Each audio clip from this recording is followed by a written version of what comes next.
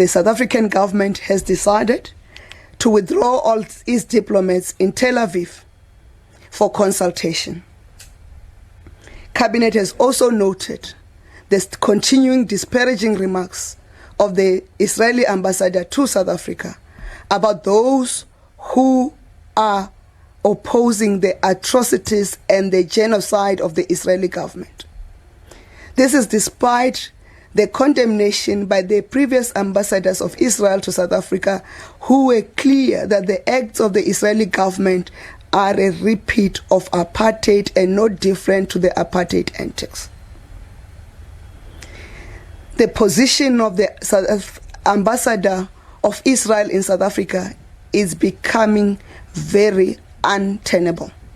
Cabinet has decided to instruct DECO to take necessary measures within the diplomatic channels and protocols to deal with the conduct of the ambassador of Israel to South Africa. Let's get some reaction now and speak to SABC News correspondent Sharon Bryce-Peace, who joins us now from New York. Sharon, has there been any reaction to this decision? Not specifically to the South African action, but I think what it does preface for us, Bongiwe, is that you might begin to see more bilateral decisions as it relates to countries in relationships, diplomatic relationships with Israel, as these pictures of drama and catastrophe continue to populate our television screens and our social media platforms, given what is being playing out on the ground in Gaza. What I can tell you is that there is going to be another diplomatic push in New York later today.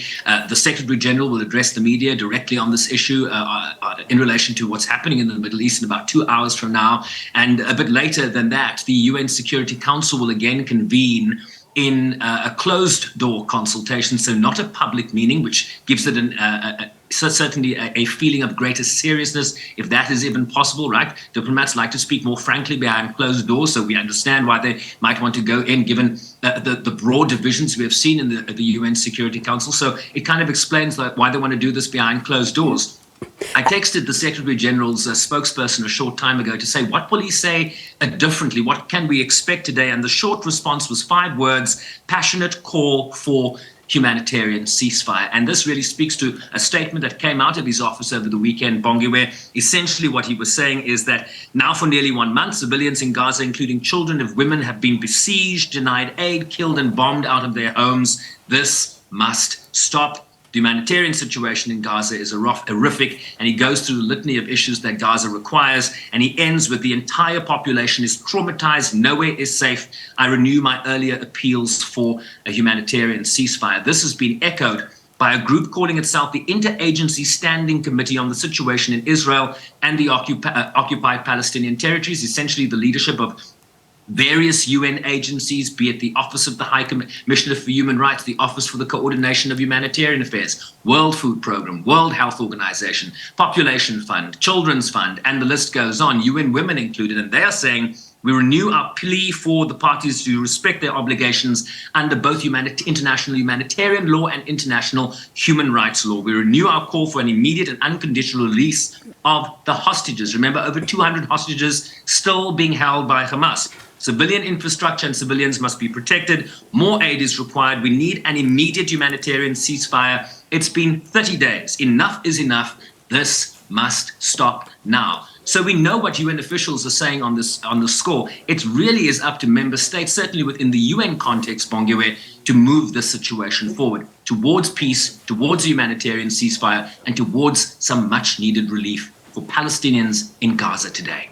For the presidency, what we will continue to work is to really to make further efforts to make sure that the Council can play a responsible and meaningful role in particularly calling for ceasefire, protecting the civilians, and avoiding or preventing the further deterioration of the tension and also further humanitarian catastrophes.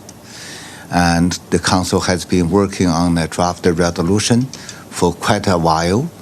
I know that the current deadlocked situation is disappointing, but for the Chinese presidency, we have no intention to give up. And we will continue to work with council members together along that direction. But of course, whatever the council presents, it should be something meaningful. It should be also along the lines set by the General Assembly resolution, which is through which we have a very clear message on ceasefire, on the protection of civilians, and on humanitarian assistance.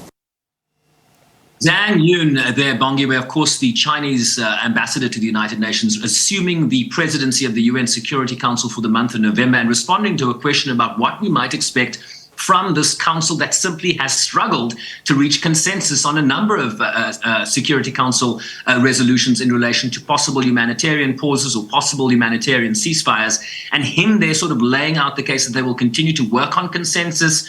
But you can also sense the lack of optimism necessarily in his voice there, given the intransigence we have seen play out over a number of weeks in terms of reaching consensus on Security Council action. But as I've said time and time again, watch what's going on in the region as opposed to what might be happening in New York. The real game is in the region, where Antony Blinken is engaging with interlocutors, the United States really taking a leadership role in terms of diplomacy on the ground. And what you hear from the UN ambassador, the US ambassador to the UN, is let's give that diplomacy a chance because of the lack of consensus you seem to be experiencing in the Council, Bongiwe.